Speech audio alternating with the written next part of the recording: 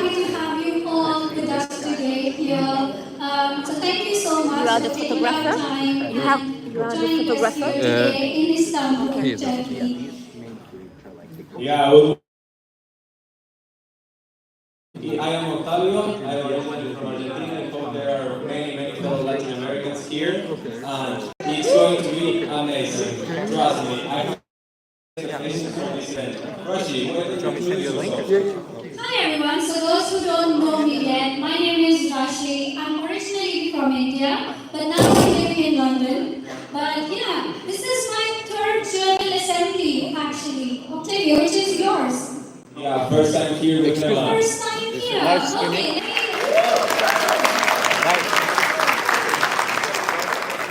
great. So let me see who is here who joined us for the first time. Kamera arkası bir iki alsana.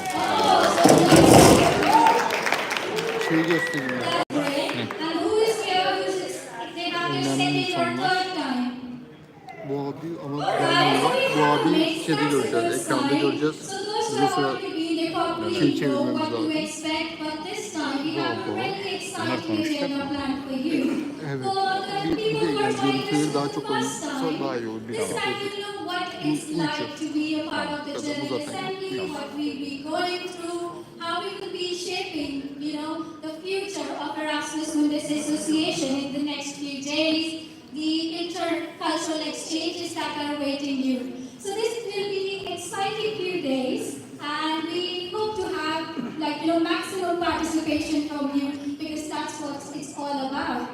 So okay, let's get started with where are we from? Let's see where do we have the representation from in this room. So. Yeah, let's raise hands. Do we have any fellow Latin Americans here? Şuradan aldın mı şöyle?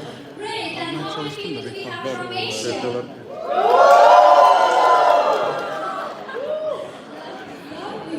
And how many do we have from Europe? I can see a lot of hands raised. Come on, give me a shout. People from Europe! Ya. Some people raising their hand twice.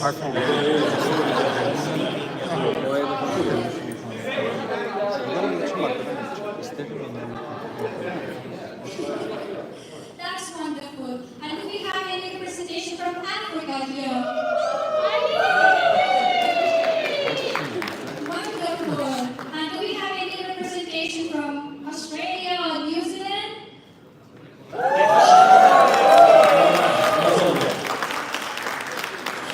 That's great. So we have a lot of confidence here. That's fantastic. So that, explains the richness EMA has in terms of people and the background and how we exchange our ideas and make this beautiful organization together and how we're working on these beautiful projects. Alright, so let's get started. Before we get started, just a couple of ground rules. So to start with, we have, just in case of emergencies, we have fire exits on both the sides of the room. And also, one other thing is that we have live, streaming of this program that's going on of the General Assembly. So just wanted to make sure everybody's okay. Let's start with today, and then let's get to tomorrow slowly. Alright, so just to start with, we will be having few speeches from our beloved President and the Vice President in the coming few minutes. And we also have some speeches from our beloved partners from EU. And you want to take it? Yeah, absolutely. As Rashi said, we will have some amazing speeches upcoming. Then after that, we'll have a very interesting poster presentation. Of course, you must have seen the posters outside, cool things going on there.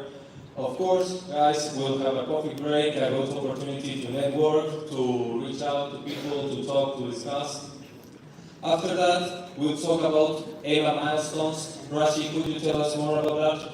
Yes, so in our milestones, we will be covering what we have been, the achievements of some of the special projects that were taking place in the last few years, which will be followed by, presentation or like a not short coverage from the management board who will be sharing what we have been up to in the last year.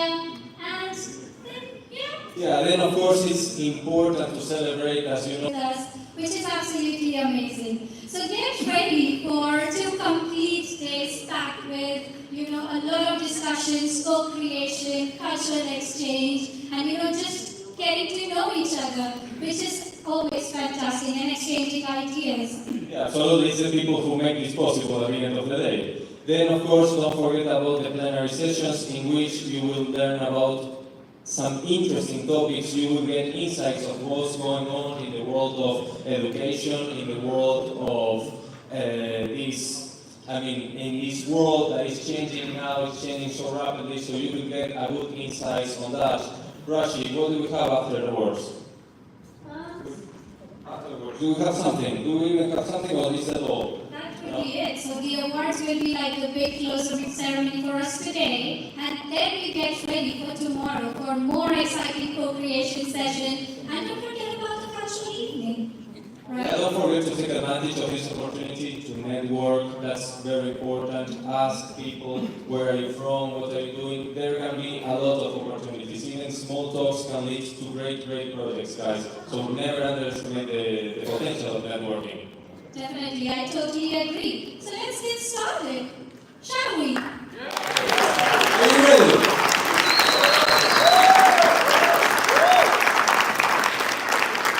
Okay, so to get started with, I would like to introduce our Vice President, Mr. Wyndham, on stage to share a few words with us.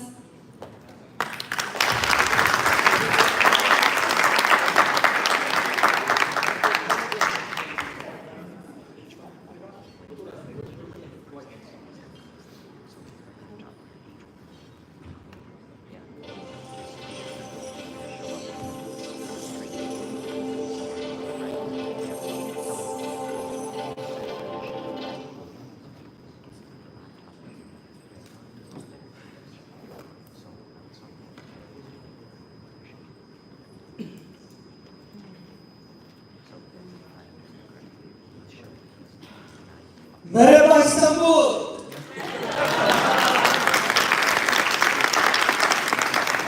Good morning, everyone.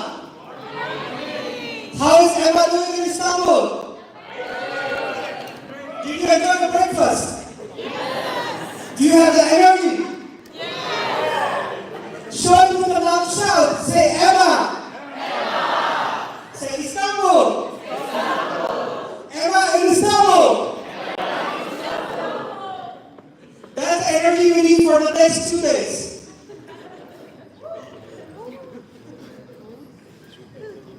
So to start with, distinguished guests, esteemed colleagues, members and volunteers of the Erasmus Mundus Association.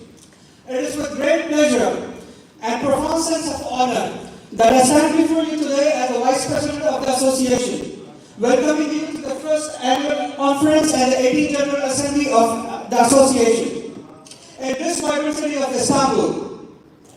This gathering marks a significant milestone in our journey, bringing together a diverse and dynamic community of scholars, professionals, and visionaries in higher education from across the globe. 160 attendees and more than 64 nationalities. This highlights the incredible diversity and global reach of our Erasmus Mundus community. Our theme for this year, Celebrating Excellence, Enriching Future, captures the essence of what the association stands for. It is a testament to our commitment to fostering academic excellence and nurturing the future leaders who will drive positive change in our interconnected world. As we gather today, we celebrate the incredible achievements of our members and volunteers. Your stories of perseverance, hard work, and dedication for the association inspire us all. Your dedication to academic and professional excellence not only enriches our own lives, but also contributes to the broader tapestry of global knowledge and understanding. Each of you bring a perspective of a wealth of experience and a passion for making a difference. The discussions, workshops, and collaborations that will take place over the next few years here will ignite new ideas for discussions in the future months to come. Together, we will explore new frontiers in higher education, research, and global engagement, ensuring that the Erasmus Mundus legacy continues to thrive and evolve. I encourage each of you to engage fully, share your insights, and embrace the spirit of collaboration that defines our association. Let us use this opportunity to learn from each other, to challenge ourselves, and inspire each other to reach new heights. Thank you for being here, and thank you for your unwavering dedication to the Erasmus Mundus community. Let us make this annual conference and General Assembly a sounding success. Together we celebrate excellence, together we enrich the future. So are you ready for it? Yes! Where is the noise? Are you ready for it? Louder!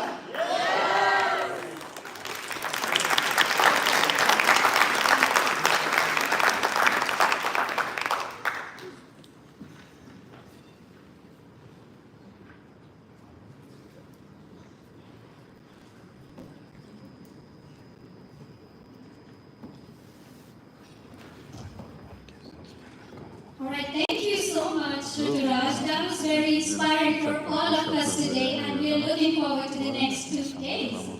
Alright, so let's get to the key discussions now, like the key speeches from very important people that are present with us today. So, for that, do you want to start introducing?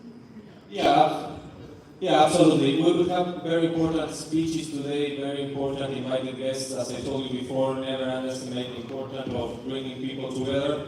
So, some people will be here on stage, some other people, they have, of course, extremely busy agendas, but then even though they have these extremely busy agendas, they manage to send us a video or to even participate online. So we are very, very grateful for that as well. Rashi, you want to start? Yes, so can I please call on stage Ms. Helena Venegas, Project Advisor, Erasmus Plus International, EMA, with us, please. Helena?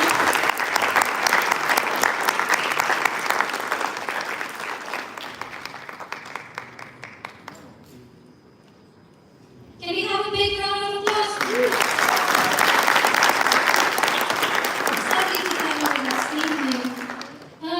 Next, can I call on stage Miss Esther Bonas with us, please. The Deputy Judge of EPU.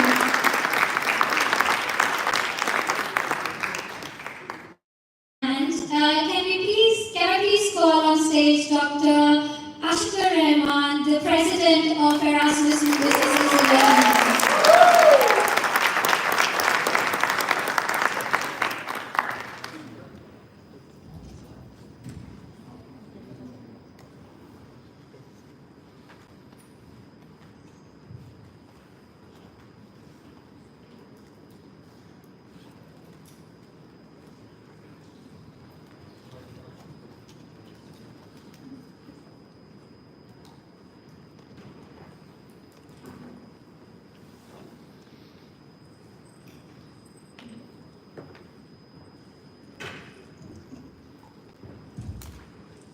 Hello everyone. Good morning. Dear EMA's 18th General Assembly and first ever annual conference participants, amazing colleagues, management board members, program representatives, country representatives, project leaders, volunteers in different management board units, EMA members, distinguished EMTM coordinators, students, alumni, poster competition winners, concept quest competition winners. Of course, Honorable DG of DGR will be through video message. European Commission colleagues join us online, watching us online. Colleagues from Commission is already here. Representatives from EU delegation to Turkey, ministry representatives, university representatives from Turkey, professors, faculty members, journalists, students from Turkish universities, our partners, stakeholders, service provider, Erasmus support service team, and the amazing Erasmus Mundus global community here in this auditorium and watching online. A very good morning and welcome to the vibrant city of Istanbul, the meeting point of the world, where East meets West, where cultures, ideas, and dreams converge. Welcome, welcome to all of you to this very wonderful and it is an immense pride, honor, and joy for me as the president of the network to welcome you and stand before you today in order together here for a historic occasion. That is our 18th General Assembly. Can you feel that we are matured now? We are 18 years old. Do you agree with this? So I think we can go for one, right? Officially.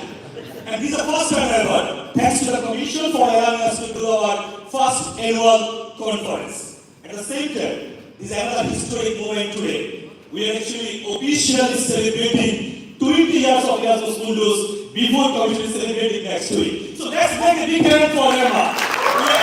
We are the actors given in the Commission. We are taking the credit, of course. We are doing job, volunteers, we are taking the credits. Since our inception, back in 2006, but from the visionary initiative of the Director General of DCR, Director General of Education and Culture of the European Commission, the Erasmus Mundus Association has blossomed into a global network of scholars, professionals, and change makers.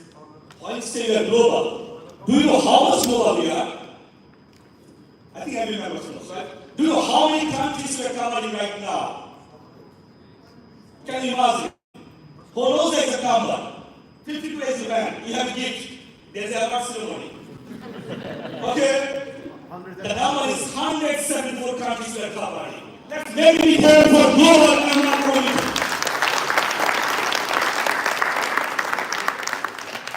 So this journey has been remarkable. We are only 18 years old, covering 180 countries, in 174 countries. Also, we are covering Erasmus Mundus programs. So I do believe that our coordinators in the police, they will be unhappy when they hear we are covering 113 programs. We do have representative in 113 programs. Let's make a big hand for all students and our missions team. So this journey has been remarkable and it has been made possible by the relentless dedication of our volunteers and the unwavering support of our stakeholders. I do acknowledge, because I'm the president, I have to acknowledge everything that is happening. So to our volunteers, I'm starting with you. Your passion and commitment, that are the heartbeat of the Erasmus Mundus Association. You are the mitochondria of our network. Across continents and cultures, you have organized events, mentored students, fostered intercultural exchange, and societal change. You are the real change maker who made EMA possible today in Istanbul. And this is the first time ever we are beyond Europe, not right now in Europe. We are any part of the Europe. We are actually starting moving to different continents. So this is a great success of this Erasmus Mundus Association. This is the first time ever we are doing something like this type of event apart from Europe, outside of Europe. Shouldn't we make a big hand for our presidency? And let us go. So you are the people who have dedicated countless hours to our cause, and your reports have made an indelible impact on the lives of many. You are the true ambassadors of Erasmus Mundus, and your spirit of service and dedication is what makes our community so unique and vibrant. Dear volunteers, you are the lifeblood of Erasmus Mundus Association and the driving force behind every initiative, every event, every success story we are making throughout the world. Each one of you, through your unique contributions, has helped to shape a global network of scholars, professionals, change makers. Your passion of education and your dedication to fostering intercultural understanding have made the Erasmus Mundus Association a beacon of hope and inspiration for all over the world. Your work often goes unnoticed. I should acknowledge, the more service we are doing as a volunteer, we couldn't provide any incentives This is the minimum that we are doing. We are bringing 80 people from all over the world, but we do have 16,000 EMA members. Currently, we do have 253 volunteers who desire to come to the General Assembly. I do apologize to those who are watching online. Let's make a hope that next year we could actually invite you. So I'm giving you hope, hopefully we will make it. Our management team, are we ready to make next year the number is double? Not 163. Are you ready to make the double number? Management board, please make me thank for management board. So, not to make the number double, make it double. And I do believe that we are ready to go for this. So those who are watching online, please excuse us. I do apologize from the presidency side. You really deserve to come to the General Assembly. We received, let's say, 500% of the applications, and we only allow 80 people in this room. The other 80 people, the 80 people are fully funded, the other 80 people are self-funded. So this is a difference. So your activities, your work goes unnoticed, you notice. Your sacrifices are really like unsung. But please know that your impact is profound and lasting. You are the unsung heroes. Through your quiet perseverance, make the world a better place. Every hour you volunteer, every minute you spend on EMA, every event you organize, and every student you mentor contributes to the legacy of excellence and compassion that defines the meaning of EMA. To our volunteers, thank you. Thank you so much for your relentless pursuit of our shared goals. Thank you for believing in the power of education and transform lives and communities. Thank you for being the heart of and the soul of the network of our association. Your dedication to the foundation upon which we build our future, and your efforts are the reason we continue to thrive and grow. As we look to the future, let us carry forward the spirit of Erasmus Mundus with pride and purpose. Let us continue to inspire. Let us continue to connect. Let us continue to create opportunities for learning and growth. Together, we are not just changing lives, we are shaping the future of global education, global higher education, internationalization of higher education, internationalization of research and innovation. And we are the people who are the true change makers. Thank you so much from the bottom of our hearts for being the change makers, for being the visionaries, and for being the true champions of EMA. In 2006, when EMA was just an idea, a vision of what we could do or what could be, it was our beloved senior predecessors' passion, their dedication, and their unwavering belief that brought to life. They laid the first stones of our foundation. Their contributions have not only shaped EMA, but have also given a legacy of creation, support, and growth that continues to thrive. Every step we have taken, every milestone we have reached has been because of the plans they first made. So I'd like to recall all the 7 steering committee members and the 2 former management board members. I'd like to recall all the people who volunteered for EMA last 18 years. Can we make a big hand for all our former colleagues? As I mentioned, thank you so much from the bottom of our heart for your enduring commitment, your enduring contributions, and for being the very soul of Erasmus Mundus Association. Okay, I spent a lot of time for our members and volunteers. I should say something about our commission. It's funding us, right? We have a big logo there, part of the commission, but it should make sure that we are actually promoting how we are living, how we are surviving. So I want to extend also my deepest gratitude to the different commission for their steadfast support and guidance. Of course, I do believe that their belief in the transforming power of education has been a cornerstone of our success. Can we make a big hand for the DZR and EASA of the different commission for their continuous support to run the Erasmus Association? This is a real big hand. I'm forever ready.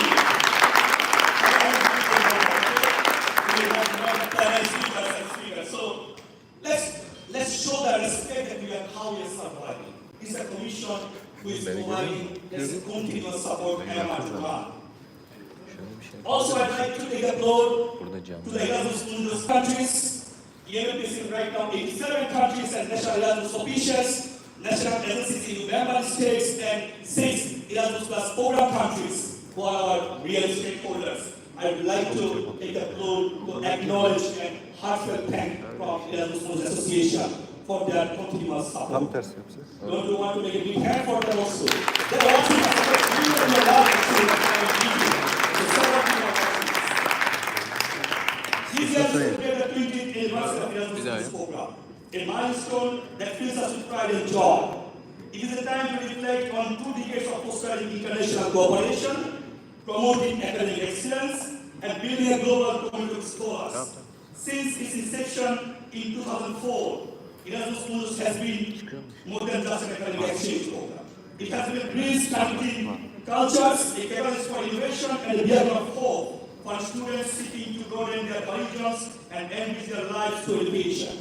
Over the past 20 years, Erasmus Mundus has had a profound impact on countless individuals and communities worldwide. So I have a question for our colleagues. Do you know how many Erasmus Mundus joint master students so far from last 20 years? Do you know the number? Do you know the number right now? Let's say 1,000 people. How many thousands are there? What was the number? Disha, go ahead. You have been for me if it's card, okay? 32,000 plus. Yes. So until last year it was 32,000. Let's make it bigger for Disha. Our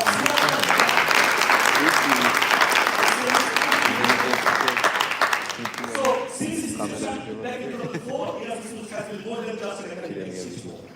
That's what we are producing, I should say that we are producing what the program is. Also, minister who is also a member. Do you know the Usher secretary who is also a member? So I can give you hundreds of examples how we are really growing together. So this is an example how much impact Erasmus Mundus has been creating. And we have the 2 examples, that's why we are here. Thanks to the European Commission for making decisions about Erasmus Mundus and continuing this program.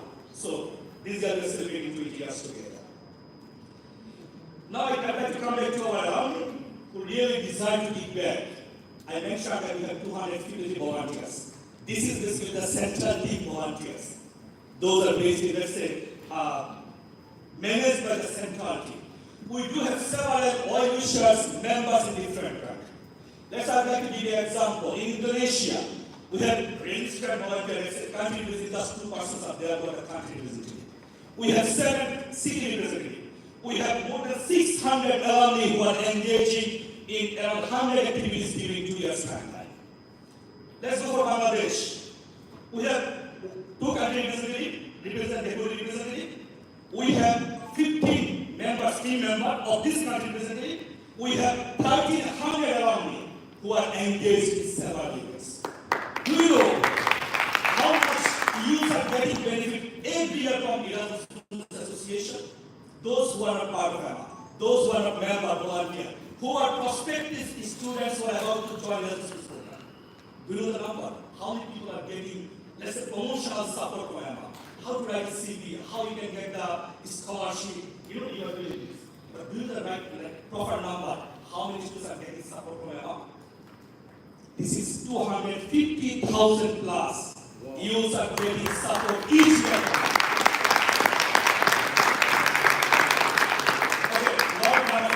Okay, you should know that tomorrow is the day for General Assembly, only for EMA people, and there is some gift are waiting for you. So tomorrow there will be something maybe for you. So don't forget the number. Number important. Okay, number is really important. And information is useless. So you can see some videos orientation. So I'm going to photos you can see from different countries. You don't have to say, we know that all countries are doing good, but we have only just put something from different continents. So to our esteemed guests from Turkey, ministry representatives, university representatives, delegation to Turkey representatives, students and alumni, EMA partners, well-wishers, we extend our deepest gratitude for your participation and support. Your presence here today underscores the importance of our shared goals and mission in higher education, digital education, and EU joint degree initiatives. So basically, today we have 3 presentations on this key topic that is really pressing currently in this whole world. These sessions are designed to inspire and challenges us, pushing the boundaries of what we can achieve together. In our agenda, you already heard that there are a lot of excitement out there, a lot of exciting topics, learning sessions, workshops, vocation sessions, and of course, management presentations. along with World Spotlight, EMA milestones. So award ceremony, a lot of things are really packed in the agenda. So we need your full attention for next 2 days. If you feel sick, we have a medical certificate for the logistic support, but you shouldn't be sick, you shouldn't be worried that you are sick. The thing is that you now have 4 culture. The final one, when you do something, you will enjoy the things, otherwise you don't do this. So take all the energy with you, sit put your seatbelt here, keep watching everything, and I know that within these 64 nationalities right now in this room, we are trying to actually give this talk and give the stage to all nationalities. Maybe someone will speak, maybe someone will join the workshops, maybe someone will go for the fight tonight. Let's all say EMA networking night tomorrow. So everyone will get a stage and you know your role. So don't be afraid about what is happening. Be ready for achieving everything. Be ready to have more network. Dear members, we are deeply thankful to everyone who has contributed towards Erasmus mission. Your hard work and dedication have been instrumental in our growth and success. Each one of you brings unique perspectives and skills that enrich our community and drive our collective goals. Your commitment to our cause and your willingness to go ahead, go above and beyond are what make EMA a truly exceptional organization than other organizations. Do you believe it? We do have President from ASAP, we do have President from OSHAS, we do have President from Erasmus, from ESN, from BERA, National Organization Association. So I do believe that you are not upset, but we do believe that we are a bit exceptional or we are a bit different following our activities. So please accept this. Let's take it hand for all. Okay, we're doing the same thing.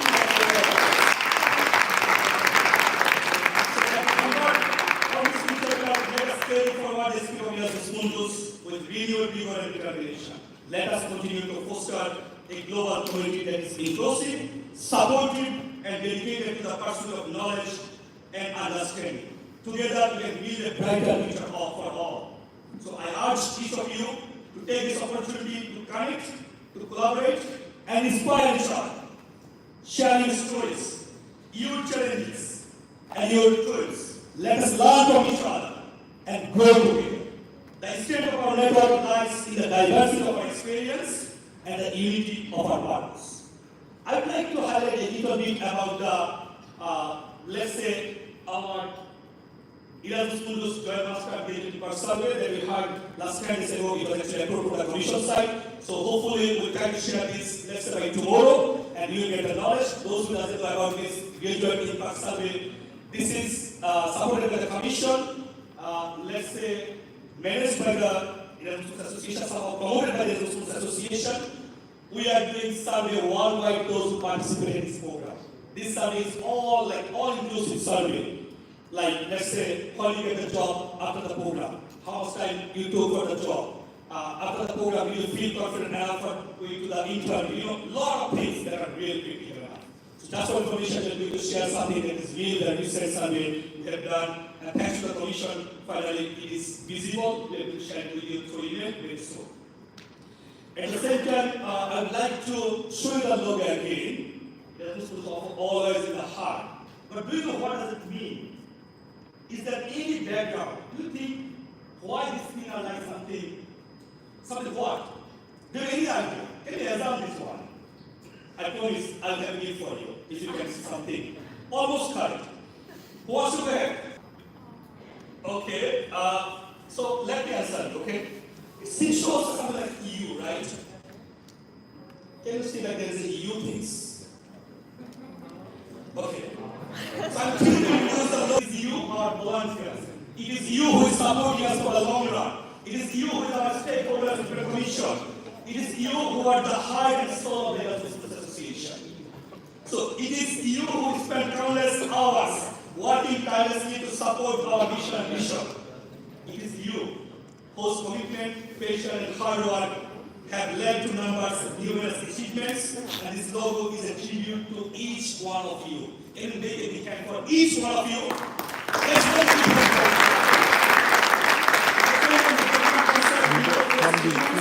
summarizing growth, connectivity, and celebration. It features intertwining paths on arts representation. Şu yazı girsin diye and anlatmıştım. sports over the past 2 decades between Erasmus Mundus and Erasmus Mundus Association. So, by doing this vlog, we actually celebrating 20 years of Erasmus Mundus together. Giriyor yani. Getting there signifies the presence of time and milestones. Yukarısının manası. Three vibrant EMA brand colors, EMA brand color, evoke energy, optimism, and diversity, Hanımefendiye reflecting söylesek the yer dynamic community of Erasmus Mundus. Additionally, subtle imagery representing digital education, innovation, and global collaboration that woven toward the design, reinforcing the theme of enriching futures. So these are the excellence, celebrating excellence and enriching futures. So just a little number of those who are watching online. We have a lot of content why we didn't have a chance to invite you.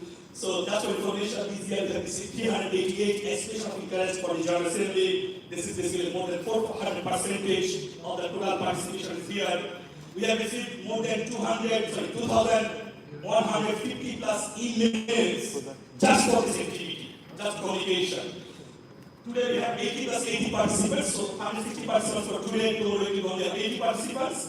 Right now we have 64 nationalities in this room, and then we have covered 60 Erasmus Mundus cohorts from 2006. So we have representation from 2006 till 2023-25. So basically we try to cover only 2 editions list, but we try to cover all editions.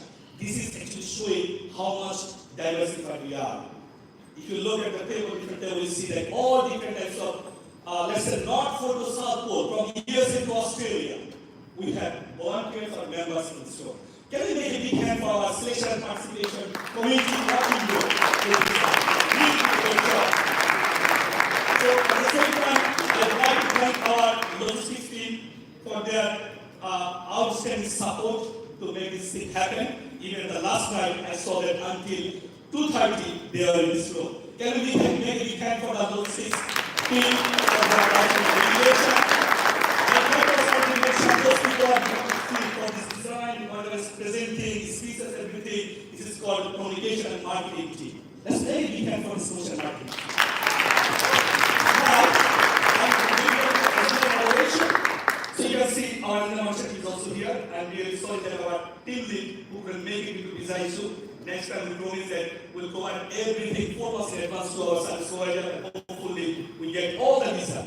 Those 7 people, 9 people basically, who missed due to visa issue, we are taking this issue very seriously. I do apologize on behalf of the Erasmus Association, but we will make sure that next year we are not missing any single participants for the visa issue. And also I'd like to mention our Istanbul and IR updates team. They really did a great job. We don't have really such level of legal knowledge, but finally, thanks to our legal director, thanks to the team, finally we have had a lot of activities. Can we make it happen for all the organizing committee members of the So, I want to finish, but I would like to mention about ESA, Erasmus Students and Alumni Leaders. We are part of this network. Sen oradan bak belki oradan I would like to really want to mention all of our partners. ESM, Orada da bir 10 saniye geç geliyor. Erasmus Foundation, Oceans Network, African Students and Alumni Forum. Of course, we will be part of it soon, but there was now our cousin organization. So it's like sister cousin relationship together. And we do have also BEMA, Ocean Worker Association. Please accept our sincere invitation and thanks to you for joining us. We missed this year Multiple Association, but they conveyed their message that they will miss next time. And we should confirm that we have invited at least 3 weeks in advance. So hopefully next year we'll have one more brother organization in this network group. And finally, I want to finish, but I would like to remind you, there is a big event is happening in Brussels. It's called Beyond Borders and Boundaries 20 Years of Erasmus Mundus Conference. This year is organizing. So basically, why I'm doing this thing? This commission is organizing. But I'd like to tell you that EMA is going to reward at this program. It's called Organization Award from Different Commission as the best stakeholder organization. This is the first time ever Commission is providing such type of gifts and EMA is one of the beneficiaries. Can we be a big hand for all the people?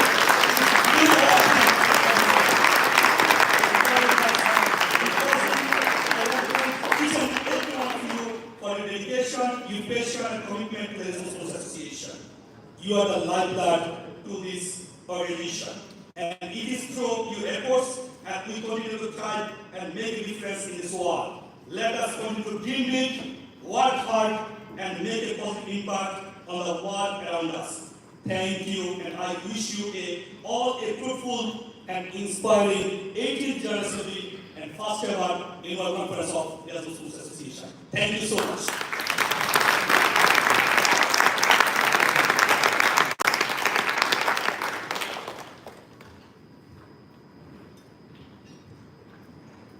Well, thank you so much, Ashkar. That was very inspiring. And it's great to see how EMA is growing and contributing so much, and it comes all from your volunteers. So we are grateful for each of your contributions. So let's move to the next thing. So we have a message from a very special person, Ms. Pia Hansen, who is the Director General of Education, Youth, Sport and Culture from the European Commission. Unfortunately, she couldn't be here with us today, but she has a very beautiful message for us. So we'll just play for you now.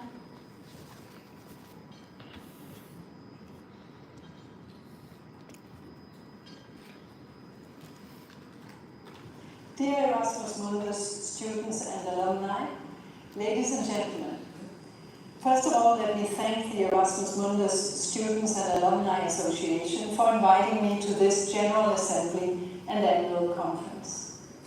As you of course know, we are celebrating the 20th anniversary of Erasmus Mundus as a pioneer program in international learning mobility this year. In just 2 decades, over 35,000 people from around the world have traveled and studied and have built careers thanks to the unique opportunities and experiences of studying for a joint master's in European universities. I'm delighted to see that such a vibrant global community has emerged from the program. And I know that some of you will join me in attending the Erasmus Mundus Anniversary Conference a few days from now here in Brussels. I invite all the others to follow the conference online and to promote it within your own networks. During the anniversary conference, we will unveil the Erasmus Mundus Impact Study. This study's findings highlight the multifaceted impact of Erasmus Mundus. They arrive at a pivotal moment for the European education area as we're taking major strides to make it a reality. We recently proposed a blueprint for a European degree, taking inspiration from the Erasmus Mundus program. The objective is to offer the competitive and attractive opportunities of a truly national education to a wider number of students. Erasmus Mundus is a proven agent of brain gain, equipping bright students with the expertise to tackle the most pertinent challenges of today's world in their home countries. Your continued involvement in EMA proves that Erasmus Mundus is not just about academic achievement.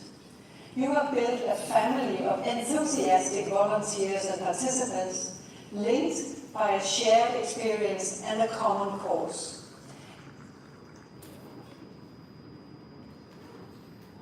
In many ways, you are all ambassadors of the European Union, and we are so grateful for that.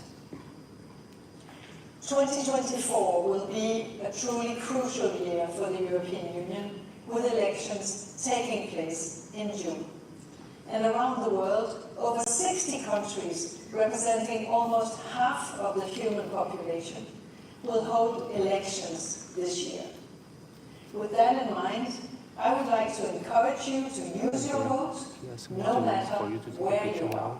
The decisions made by elected leaders will have a profound impact on the future of education and the career paths you embark upon. And I wish you the very best for this General Assembly and Annual Conference. Thank you very much.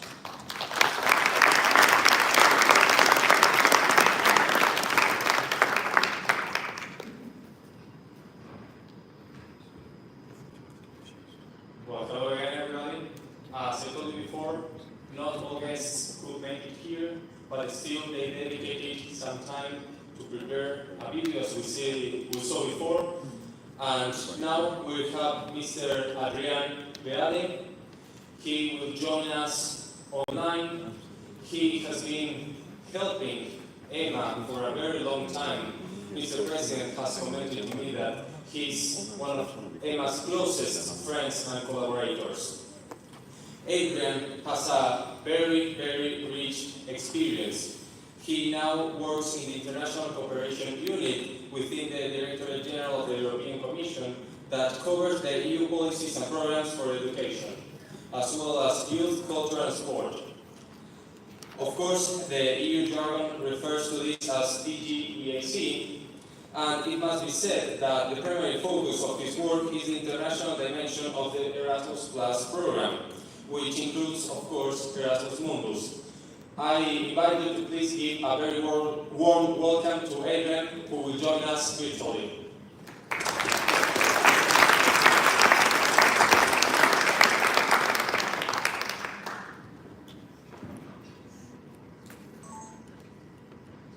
Online olarak bağlanacak.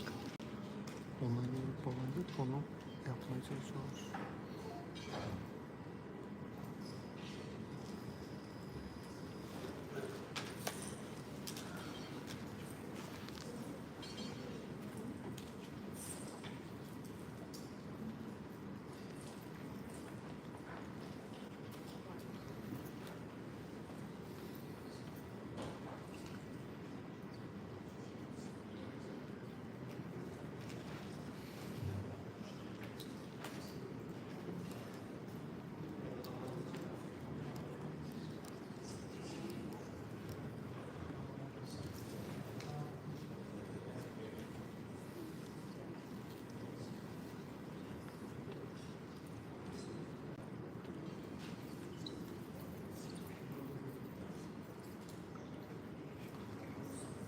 Hi Adrian, we can hear you a little bit. We're just making the audience hear you as well. Just give me a moment.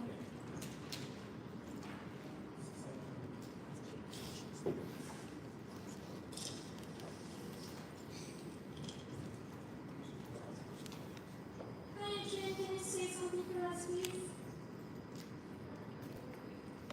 Hello, are you able to hear us? Yes, I can hear you. Alright, great, we got him.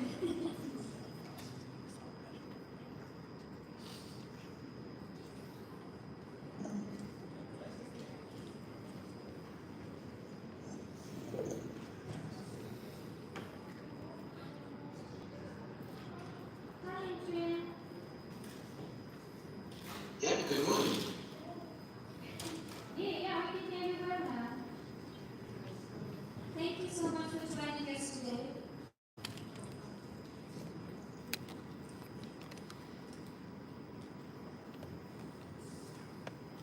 Right, great. We're all set up.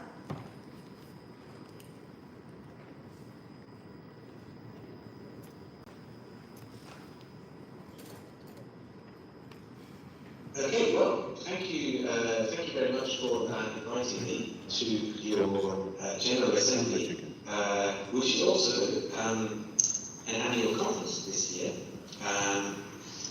I'm very glad to be here. Thanks for the warm welcome and the introduction.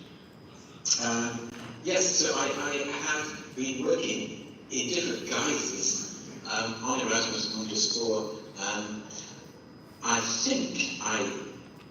let me calculate, I think about 18 years in fact. So it's very good to be talking to you today at your General Assembly, and in fact 2 days before the, 3 days before the 20th anniversary conference, which Pia referred to in her message. I hope some of you can join us. I know some of you are joining us, because it's a celebration of the programs themselves, what they do, what they have achieved, why the programs themselves have been pioneers in joint programs at master's level.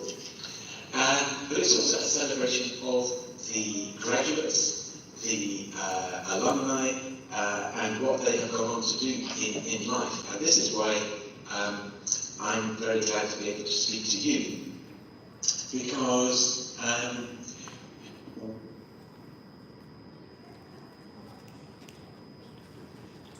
are equally important. What the programs are doing, what the ground that they have broken in what they do, but also what we have produced, if you like, with our programs. And that's you. I mean, there's some facts and figures, in fact, just to put it in perspective. When we start to look back at all those 20 years, there have been 585 Mundus programs. Now, as you know, some of those are resubmissions, but even when we talk about different specific programs, we have nearly 400 different Erasmus Mundus programs over those years. And they have awarded 34,000 scholarships, 111,000 mobility periods under those scholarships, and involving, I think, students from around 150 countries. I mean, I don't think there are many countries where we don't have students. I remember our statistics once pulled up a student from Antarctica, which I think was just a mistake. I think that was the first in the drop-down menu for some reason. Somebody filled that in.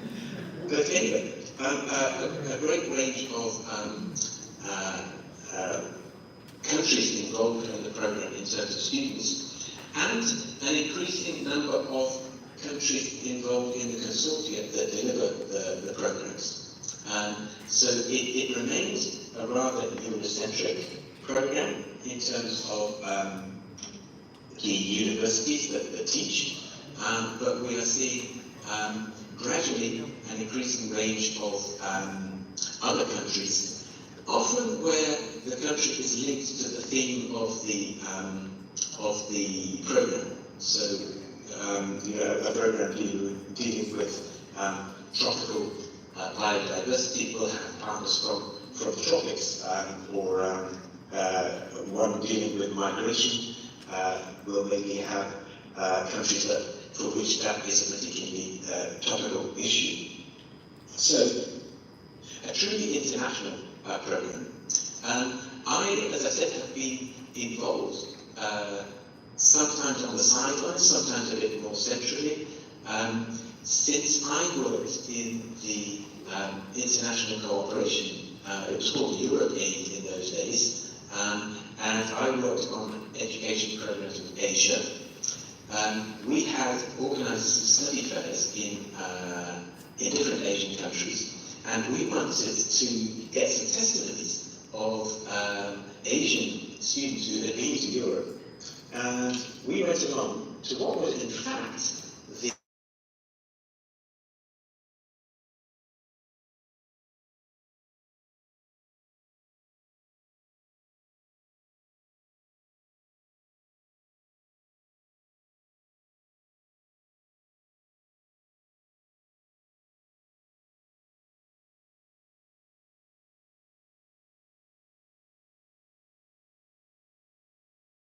first graduates coming out of the first generation of Erasmus Mundus programs, and what we have always been impressed about is, first of all, the intellectual prowess of the students and therefore the graduates, but also the fact that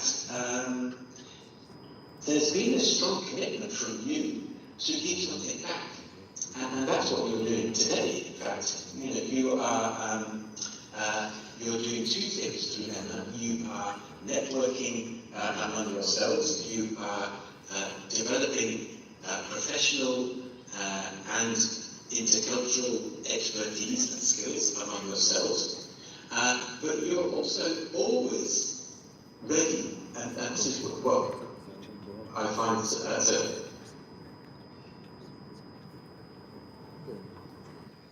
through mentoring, through perhaps social outreach during your program, after your program, and it's becoming, 18 years on, it's becoming a really well-respected network of expertise.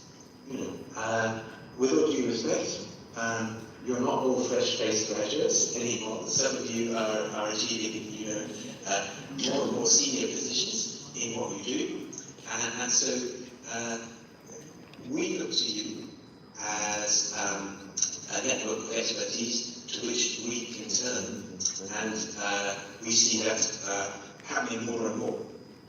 If we need to consult somebody, we consult our alumni, and we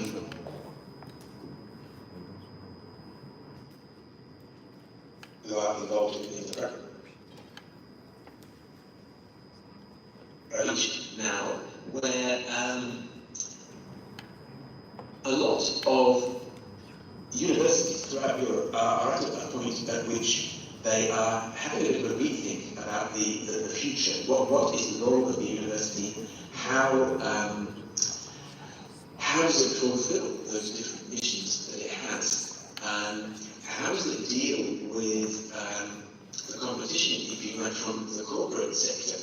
Where is the seat of learning these days? Is it in the university? Is it in the corporate sector? What do we do about artificial intelligence?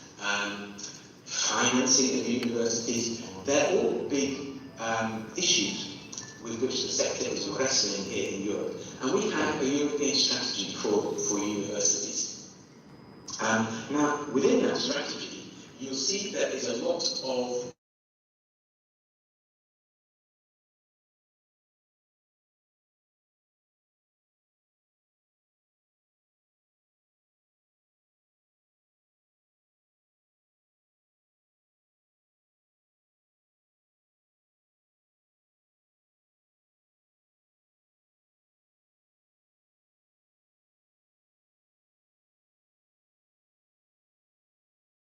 and work together to provide the services that they're meant to provide.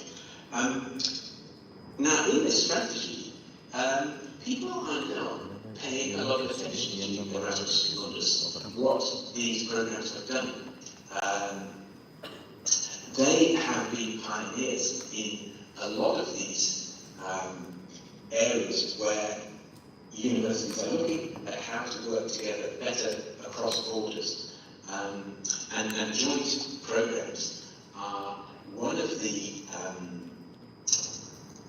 work areas for the relatively new European university alliances. And you've seen that very recently the Commission has produced proposals for a European degree. Now, we in our unit said, well, we already have European degrees. A lot of the programs and a lot of the support projects, what we probably, I think so nowadays with Erasmus Mundus, you'll know that we used to call this Action 3 in the old days. But a lot of these projects looked at joint degrees, what are the hurdles, what are the advantages as well. And now, the European University Alliances are turning to Erasmus Mundus to look at the way that they have developed joint degrees, and they've made that progression from joint programs to joint degrees. So I think they will also be looking at the employability aspect of this, because this is where you come in. I think you are prime examples of the interdisciplinary nature of these joint programs and the international.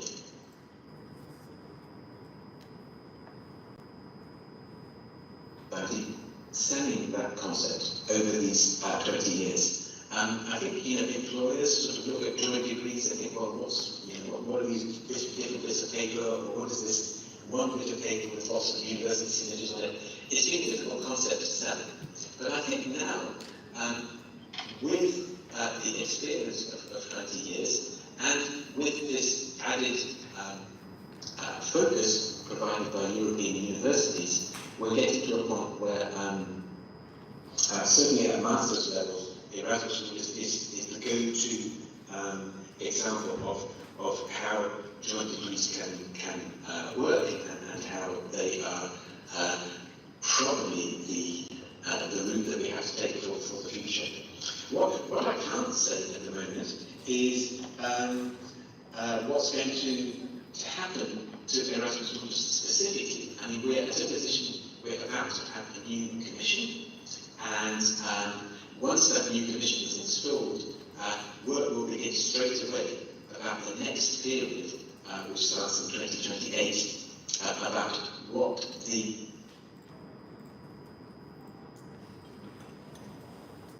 always try to support your General Assembly with a presence there, and we hope that we can take back your views back to Brussels, because as I said, we're at a point where we're open for ideas for the future. We have just,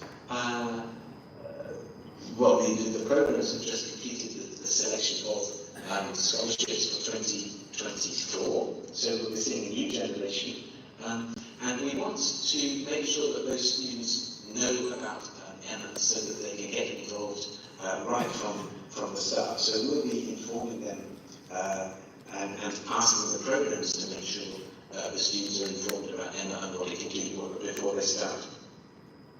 So I wish you a very successful General Assembly, and also we're really glad to see this annual conference idea that brings in a wider range of people who can benefit from your expertise and who can also take the work of EMA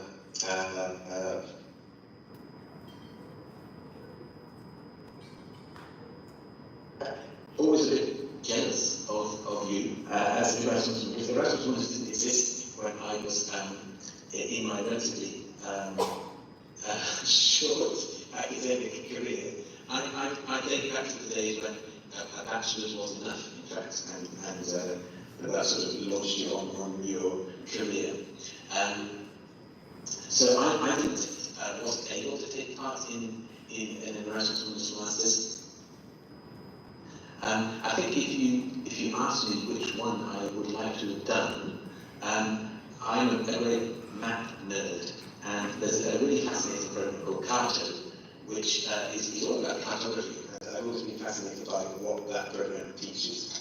But anyway, that was a little aside. All the best for the General Assembly. And as I said, let us know what we've discussed via Ellen, via the service provider, and we will take on board the input that you have, and we will continue to involve you in the work that we're doing to promote Erasmus Plus more widely in the rest of the world. So enjoy the General Assembly, enjoy the conference, and enjoy Istanbul.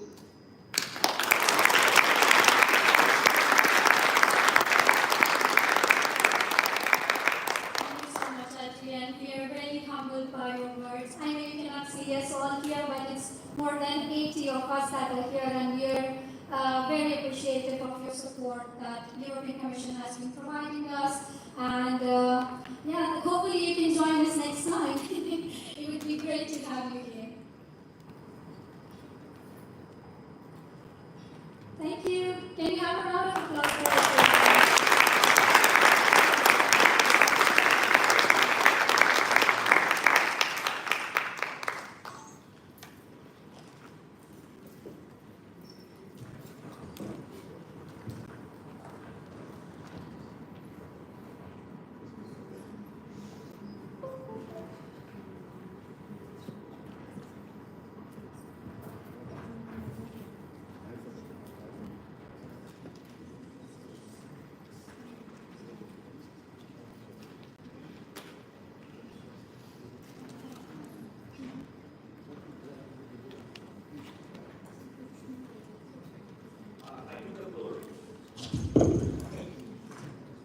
I really want to show honor to EMA in order to have our very own EMA contact in the Infant Commission, project advisor for Erasmus Plus International Alumni, Erasmus Plus Higher Education International Capacity Building Unit A4, Infant Education and Cultural Executive Agency ERCA of Infant Commission.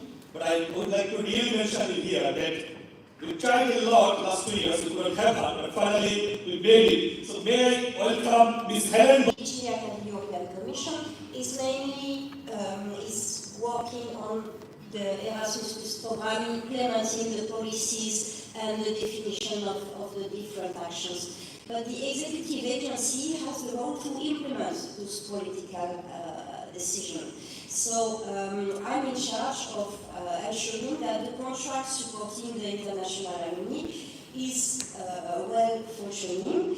We are supporting EMA as a member of the ESA, and so it's that I know Ashiku and the board team, so I also participated in some enlarged meeting remotely, but I'm very pleased to have the opportunity during this weekend to meet you, discuss you, and about your expectation with the EMA activities. As you know, there is a new contract and we have set up differently the activities to be organized for EMA. We hope this will increase the visibility of your activity. We also want to increase the collaboration with the other alumni network, member of ESA, but also the regional one, WIBA in the Western Balkans and ASAF in Africa. We want to promote your activity to ensure that you have good contact with the EU delegation, with the national Erasmus Plus and the national Erasmus focal points in the different partner countries. And also, we hope, we want to show support so you can contact your national authorities and your universities. So I'm here to discuss with you, and tomorrow I will discuss further on the contract support to the EMA activities. Thank you.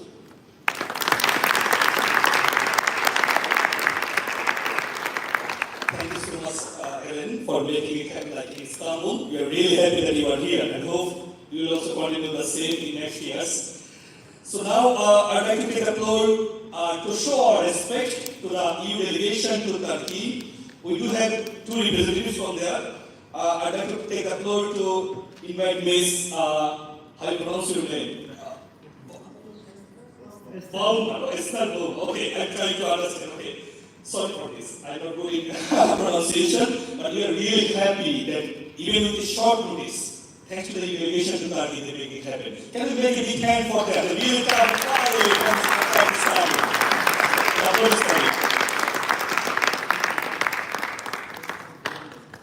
Good morning, everyone. My name is Esther Bauma, or as they pronounce it in Francophone countries, Bouma. But so I'm completely fine with whatever way it is pronounced. I am actually here as Esther Dutch. So I actually think it's quite funny how in a lot of events we're always introduced by what we are doing, what is our position. Here I am defined by where I come from.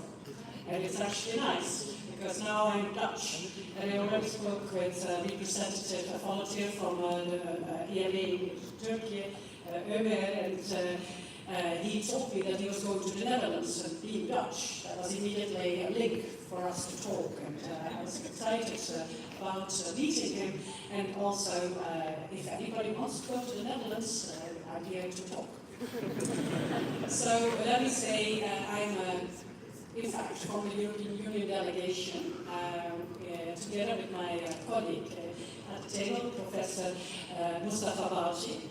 He is our education expert in our team, and the European Union delegation is based in Ankara, and we have many contracts with the Ministry of Education, and Professor Balci is actually following what's going on with Erasmus, and he is the contact point for the national agency as well. He has also close contacts with the EMA. So let me say, dear Erasmus generation, distinguished participants, members of the Erasmus Mundus Association, friends. Good morning, everybody. And as I say here in Turkey, hoş geldiniz arkadaşlar.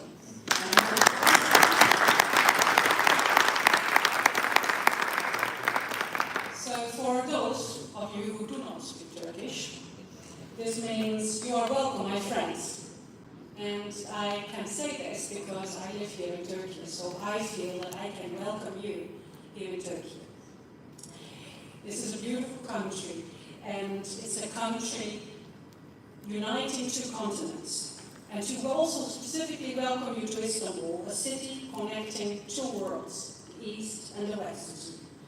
You could not have chosen a better city for the General Assembly meeting and the annual conference of the Erasmus Mundus Association, as this city is a living reality of the motto of the Erasmus Mundus program, crossing borders, connecting worlds. I have been told, and I think the previous speakers mentioned this, that we have more than 160 people attending this event from more than 50 countries. This is very impressive. You have crossed borders to be here. You are here to connect worlds. This is clear demonstration of the Europeans' aspiration to be united in diversity. Therefore, once more, welcome. Hoş geldiniz.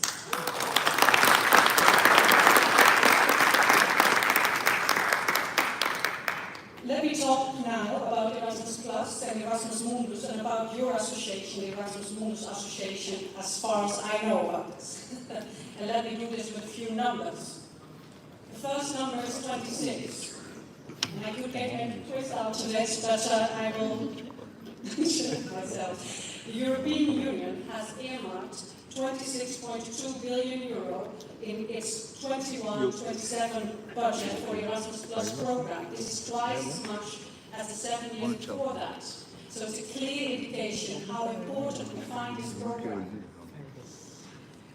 It is also a clear indication about what we think about mobility of people, exchange between people, and to repeat once more the EU's aspiration of unity in diversity. The Erasmus Plus program places strong focus on social inclusion, green and digital transitions, and promoting young people's participation in democratic life. It supports priorities and activities set out in the European education area, the Digital Education Action Plan, and the European Skills Agenda. I have understood that some of this will also be discussed today, and I'm looking forward to the discussion. Coming back to the numbers, the second number is 10 million. During the course of the Erasmus Plus program, 10 million individuals, including students, professors, teachers and trainers in all sectors, are expected to participate in mobility activities abroad. Supporting mobility of learners, staff and young people is and remains the essence, the backbone of Erasmus Plus. This brings me back to my own stats in crossing borders. As I said, I am from the Netherlands, where I studied sociology in the beautiful city of Groningen. I pronounce that very liberally in a Dutch way. If you don't know it yet, you are also very welcome to go there. But I also studied a semester in Ireland as part of the so-called Socrates program. Some of you may remember this. It was kind of an intermezzo where the Erasmus program was called Socrates. And it was then in the 90s that I participated in this program, crossing borders, connecting worlds. A beautiful experience of meeting people from different countries, different cultures. And as was mentioned also by the Director General of the DG for Education, it's not only about academic achievement, it's also about getting to know people, cultural exchange, making friends, crossing borders. I was fortunate to be able to study also in other European countries, Germany and France. I fully realized that the option to study where I wanted has been a treasure in my life and in the lives of many others who have the same experience. like you. I therefore fully understand the testimonials of people outside the European Union who have had the opportunity to participate in the Erasmus Mundus program. I am with you, I understand, I have done it. Coming back to the numbers again. The third number is 50,000. More than 50,000 students from all over the world participated in one of the Erasmus Mundus joint programs since its launch in 2004. The Erasmus Mundus program still stands out in the range of EU-level instruments facilitating international cooperation in higher education, opening up to learners outside the European Union. The success of the Erasmus Mundus program is thanks to its support for the design and delivery of high-quality study programs at master level in cooperation with non-European partners, and its appealing scholarship scheme attracting top talented students from around the world to study at minimum 3 higher education institutions in Europe through jointly developed interdisciplinary curricula. This is an exciting development. I would have loved to be part of that. The final numbers I want to say are 20 and 18, and we already heard about this, about the 20th year anniversary of Erasmus Mundus program. And we heard about the conference in Brussels in the coming days. And I hope indeed that some of you will participate. I also have understood that today you are also going to have a pre-celebration, so I'm looking forward to that as well. And not only that, you are also celebrating, or we are also celebrating, the 18th anniversary of your association. I suddenly realized that the pioneers of your association must have been people from the first cohort of Erasmus Mundus graduates. That is wonderful to realize. It is also very impressive. These people want to keep the spirit of crossing borders, connecting worlds alive. After or while they participated in Erasmus Mundus programs, they wanted to continue to follow the European Union dream of being united in diversity. Through the Erasmus Mundus Association, you have created and continue to support a world where every international student feels not just welcome, but an integral part of a global community, unity in diversity.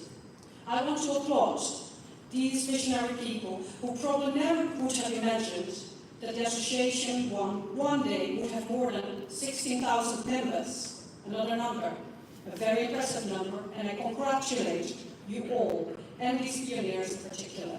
A warm applause to these people.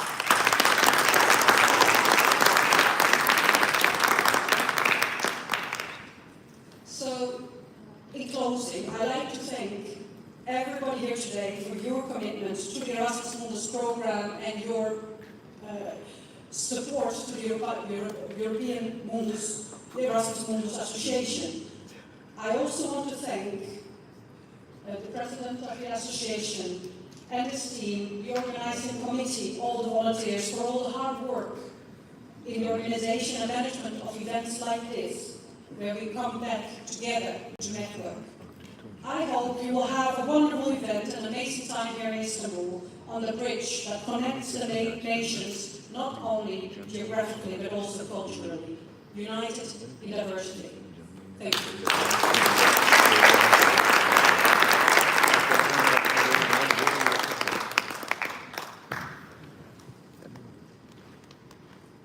Well, in order to transition to the next activities of today's agenda, I would like to express once again our gratitude to both Helen and Esther for being here today with us. So why don't we give them both a great round of applause.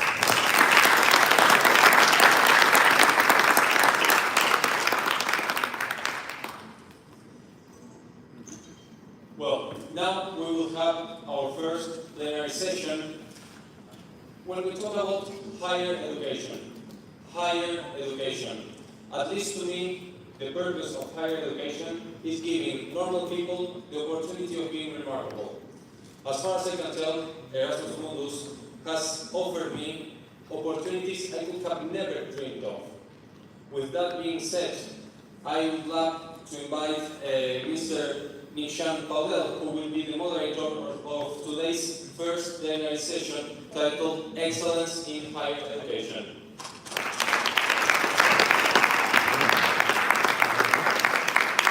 Thank you, all of you, and thank you for our guests that were here in the stage. Now I would like to welcome our panelists on stage. And,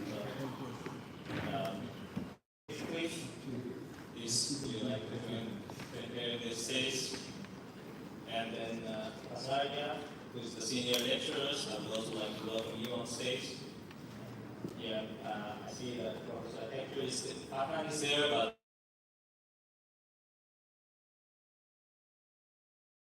we'll be having the panel discussions with our two panelists, and then I will be trying to moderate the session. Now, please welcome to the stage.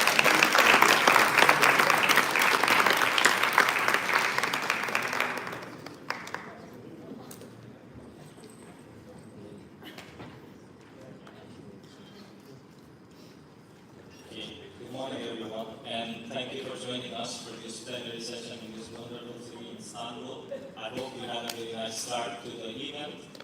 And as introduced by my colleague, I'm Istanbul, and I will be moderating this session. So our first plenary session will be in excellence in higher education. The pursuit of excellence in higher education. Maybe I could switch it there. That's fine.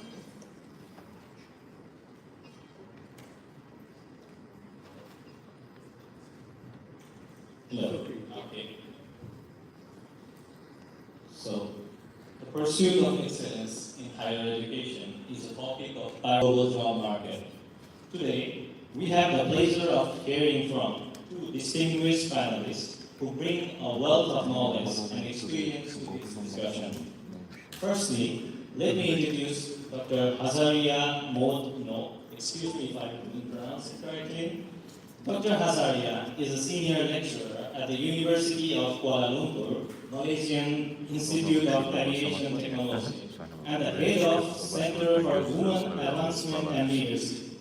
Based in Malaysia, she brings a valuable perspective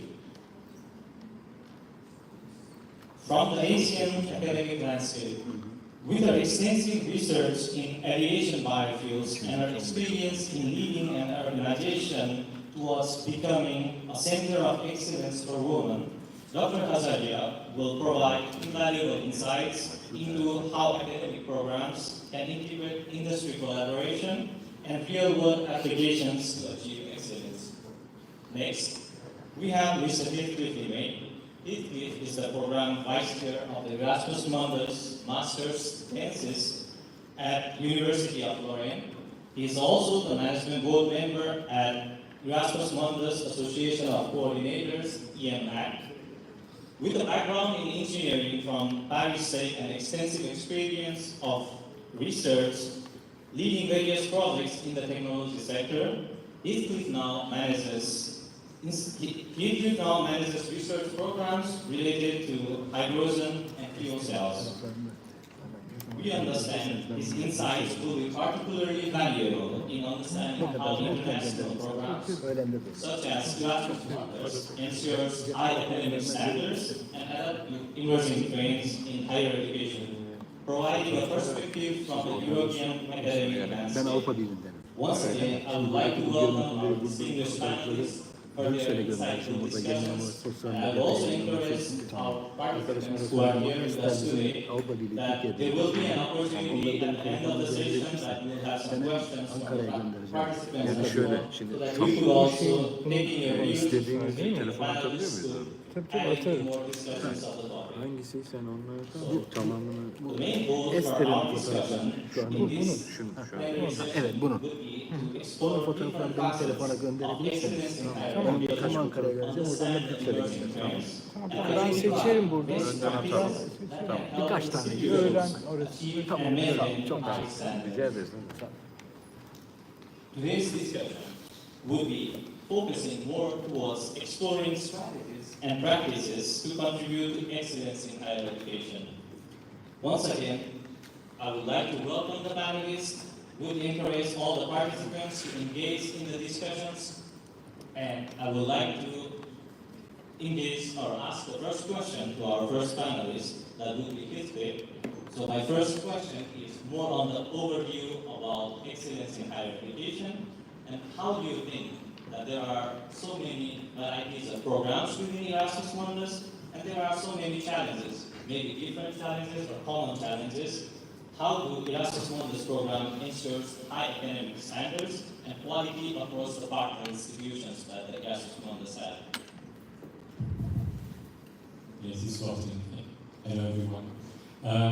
Because I think, Nisa, you said that the quality is a question of strategy, but it's also a question of tactic, because the world is changing and moving very fast, and we have to adapt our program every day to jump over hurdles and to deal with the issues from the students, from the other academics, from the faculty members. So it's a question of strategy and flexibility to be to attack this. Of course, the meeting high academic standards should be at the very center of every Erasmus Mundus program, because we are here for that. We are paid for that, and this is also our motivation to improve ourselves, to have a better impact, bigger impact, and to be ready for the next steps and for the next issues, and to promote the excellence of the higher education in Europe, to stand beside the strategy of Europe around the world. Okay, this is my first one. When I hear academic excellence, of course, I have two letters in mind: QA, quality assurance.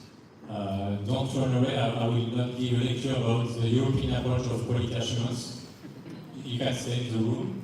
But in fact, when you put aside the paperwork behind that, the spirit of these standards promoted by the European Union is very interesting and very focused on the experience on the student side, but also help us to structure our experience on the academic side.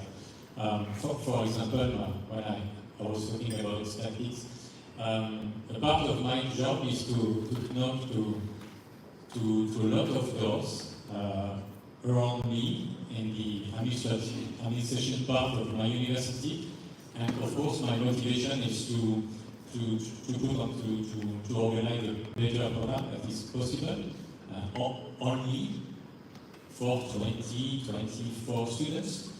And the people on the other side of the door is paid to deal with 60,000 students. So his job is to not change anything because it's running well, and my job is to change everything.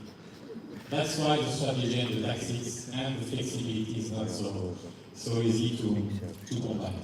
Of course, the academic excellence is heavily based on the content. The content has to be deeply connected to the issues that we are facing as humanity, as a continent, as a political organization like Europe and all over the world, of course.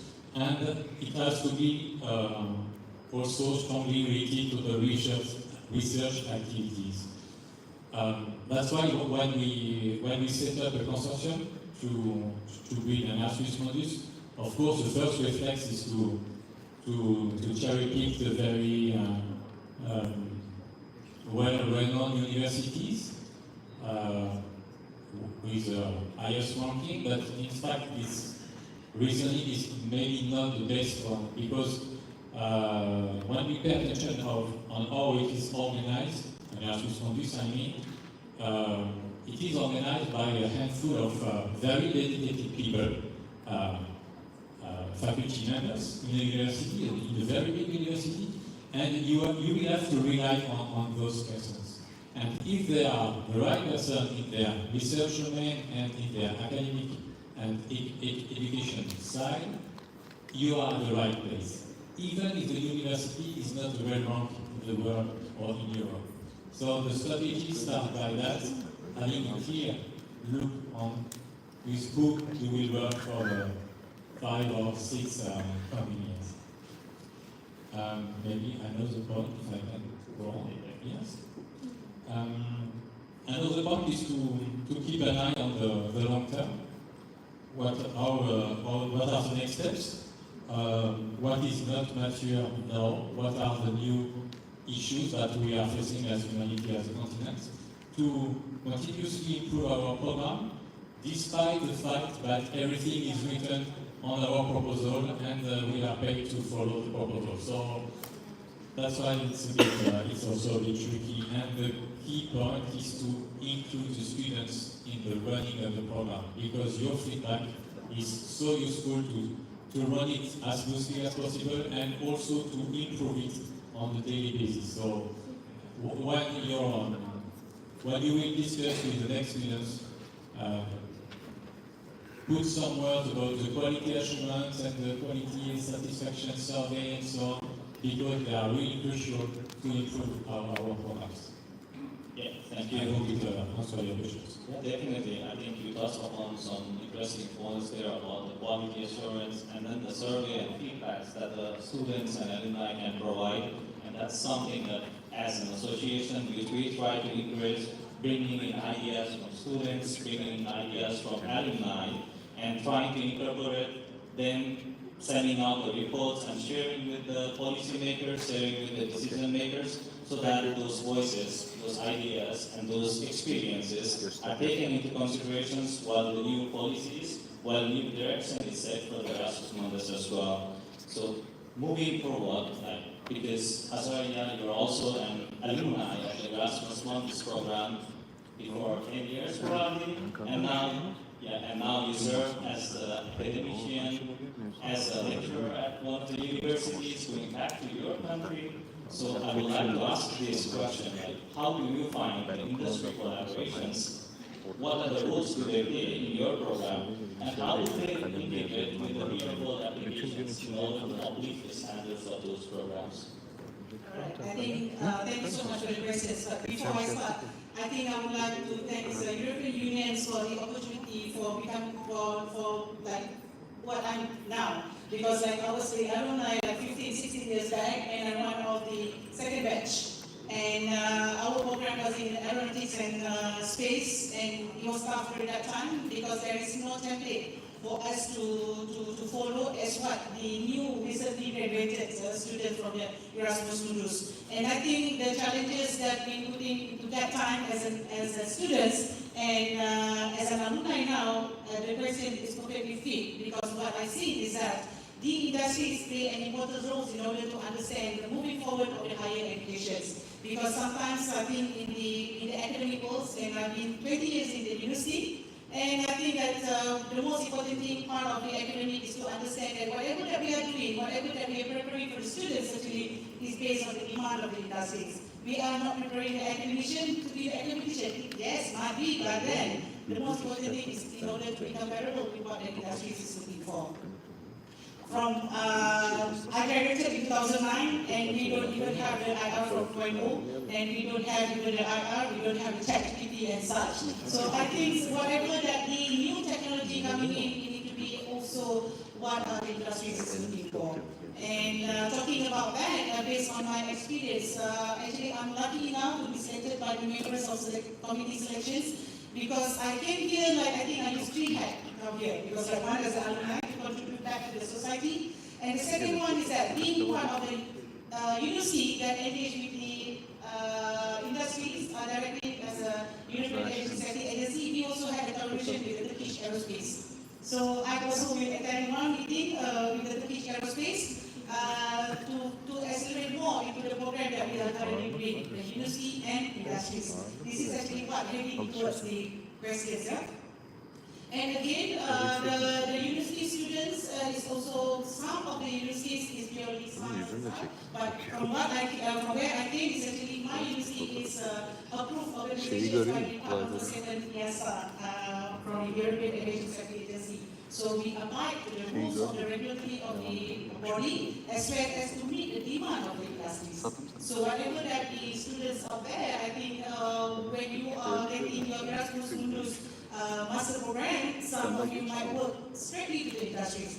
and getting all the necessary skills and such. But some of us might decided to continue the higher education, to continue the PhD. But nevertheless, when you do the PhD or even you are working with industries, the most important thing is to keep synchronized with the industries. And you were saying about the integrations of the industries. And yes, again, I think, and I do believe that Europe, that's why we are studying in Europe, because they are advanced in terms of the education, they are advanced in terms of the policies and such. Because some of the countries, we are still chasing behind of what the European University have done. So again, being in the Erasmus Mundus program, I believe with I am in 2009, and I think recently, or even just some of the students recently submitted their thesis, and yet graduated. And I do believe that whatever that they are doing, they also need to look at the industries and the opportunities out there. Thank you. It was really insightful to get the insight also for me, because she's an alumni that I look forward to, that has studied in Europe, took those experience, went back to her home country and contributing towards the home country. That's one of the goals that we set as an Erasmus Mundus Association or the whole Erasmus Mundus community, that we want to cross borders and connect with lives and then change our communities as well. So I would just like to highlight also for some of the participants and also personally that can you please highlight some of the specific insights and the knowledge that you learned during your program in the Erasmus Mundus has been helpful in your professional career, some specific examples so that we could get motivated, and we have people here who are current students, people here who will graduate, and then we have viewers in online community who will also be listening to you so that they can look forward and focus, okay, these skills that I learned from Erasmus Mundus are definitely going to be useful in my professional career. Okay, I think when we talk about the skills, I think all of my colleagues here is actually super all those skills, the technology, the adaptation to AI, integration, digitalization, and such. But I think only one skill that I wanted to say here is actually the people skills.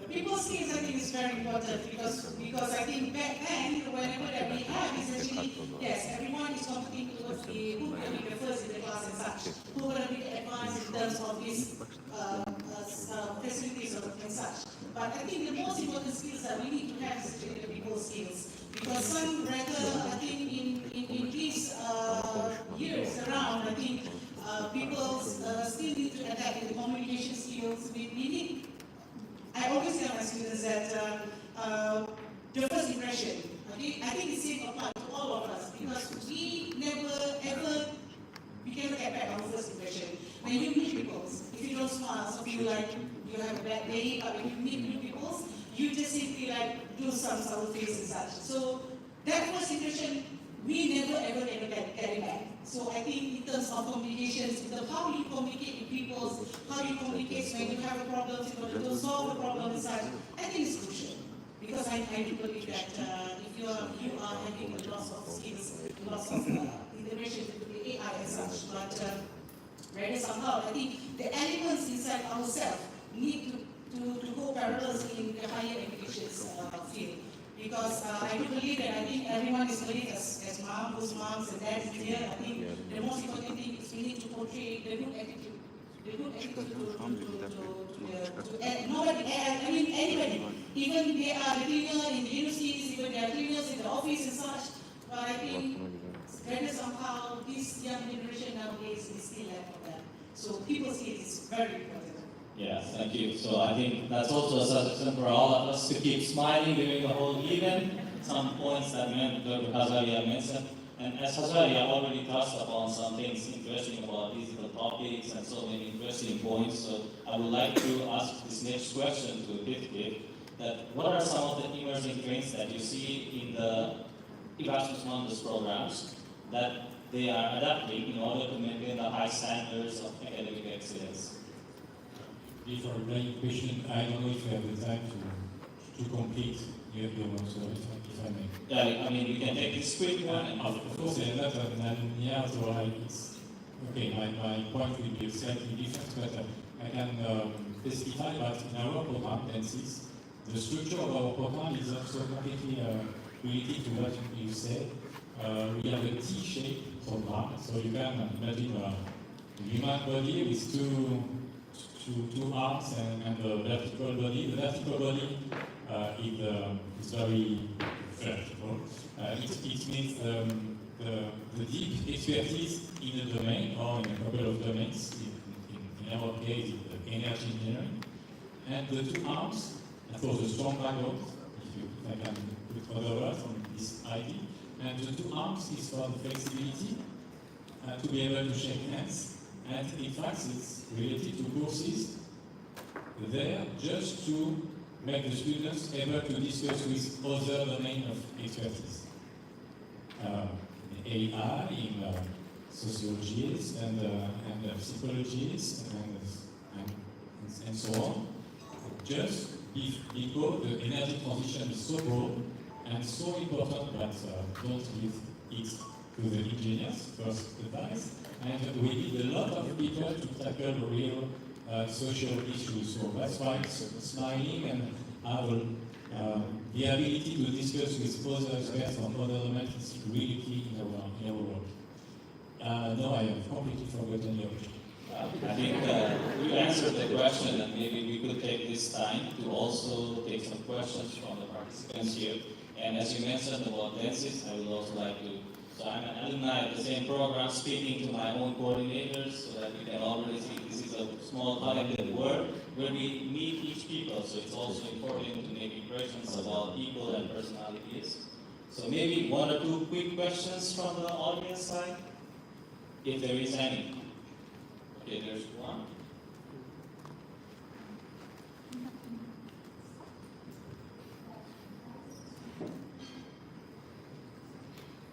Is there anyone else who would like to raise another question? Okay, we have one more. I'll take two, sorry. Hello, my name is Anna. I'm from the EMA, Chemical Information and Regulation.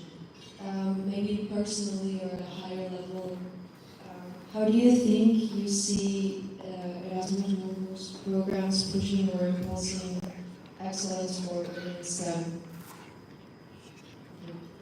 So, did you get the question? Because for me, I didn't exactly understand the question.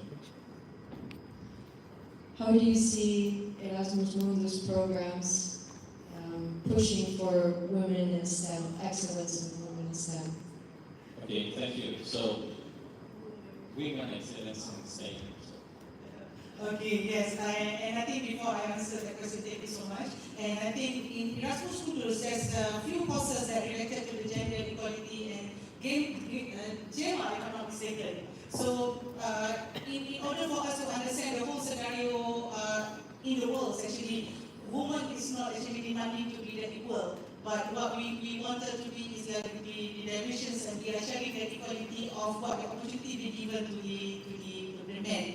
From what I feel that I came from, especially from the aviation and aerospace, there's only 20% of women. And I think if you go to the civil engineering, some fields, all the technical fields is also less. But I think nevertheless, when Erasmus Mundus came with the whole list of the program that been subjected towards the cohort, I think they already have this in their what we call it in their discipline. Because European Union is one, European Commission is one of the strong organizations that moving forward all the elements of women's involvement in all those fields and selected those fields to become one of the Erasmus Mundus program. I think this is something that is very valuable for me and for the rest of the women out there. I think I hope I can answer their questions. Thank you for the question. Maybe related to those technologies. In our case, for example, engineers are there to design systems or to maintain systems. In the design, those technologies that you are mentioning are really useful to go further, to be more efficient with less resources and so on and so on, but without any risk on the job site. And for the maintenance, it's almost the same reasoning. Yes, thank you. And I saw some hands raised for more questions, but excuse me, like we have the time's limitation, but we encourage you to continue this conversation, and that is why we have 2 more panel discussions for today. So please be engaged there, and also take the opportunities that we will be around for today, and some of us will be around for tomorrow. So we also want this communication to continue, not just stop here during this panel discussion, but beyond these panel discussions to our lunch breaks, to coffee breaks that we have in later stages, and then continue. And also bring some of the questions, queries, in Erasmus Mundus Association, we can raise those queries and bring it forward and get their insights as well. So with that, I would like to thank all of you for your engaging questions and active participations. Just to summarize today's discussions, we tried to touch upon some of the possibilities that we have ahead in terms of excellence, achieving excellence in higher education. We discussed the importance of maintaining some high standards and role of industry collaborations for that. We have also looked at some of the emerging trends and shared some personal experiences. I would like to extend my heartfelt thanks to our panelists, for that. Their valuable insights and contributions has been very helpful. By bringing perspectives from both Asian and European backgrounds, we have gained a richer understanding of the global pursuit of excellence in higher education. Thank you to our audience for your attention and participation. Let us continue to strive for excellence in higher education and work together to shape a better future for our students and institutions. Thank you, everyone.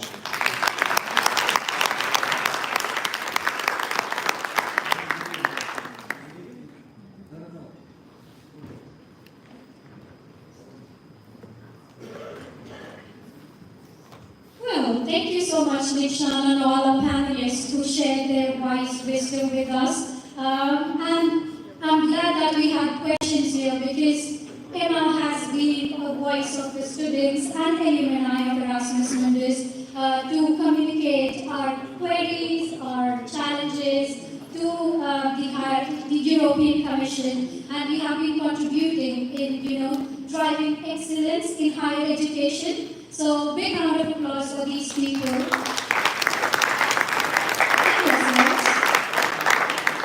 Well, so just for the next session, we are quickly having like a presentation from Research and Innovation Unit. So I would like to introduce Tarun here.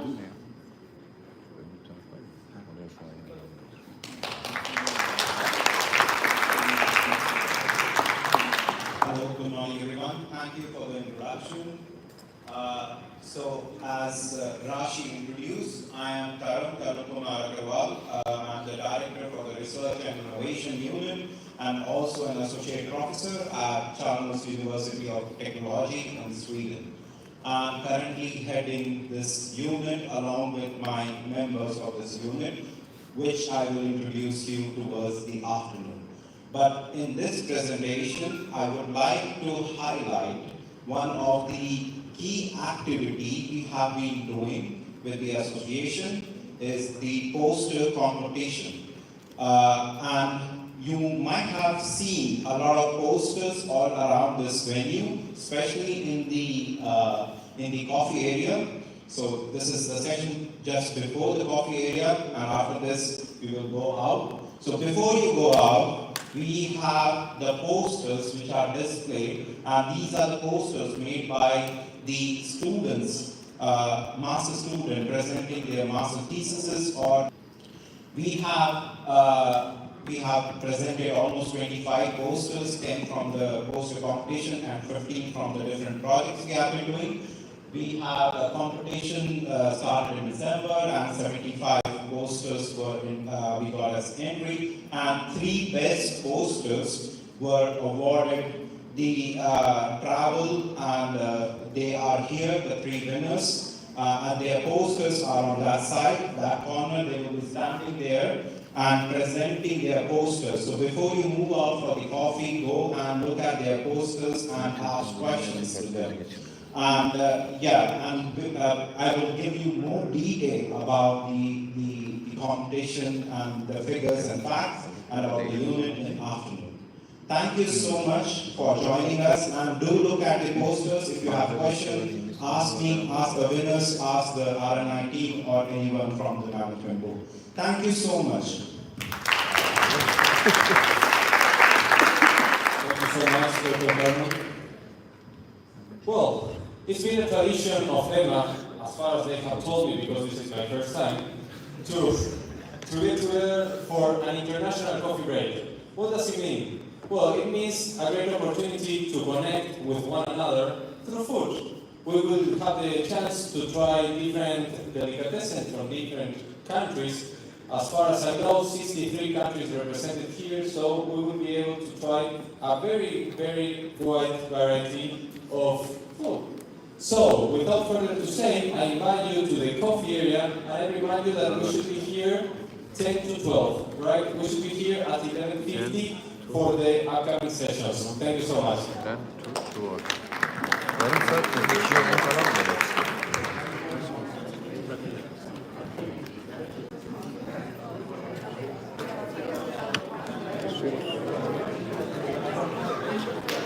Canlı yayını kesiyorum.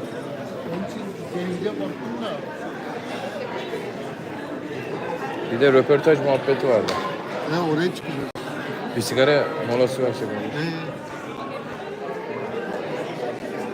Şu çocuğa soralım. O şey değil mi? Niye bizi uğraştırıyor?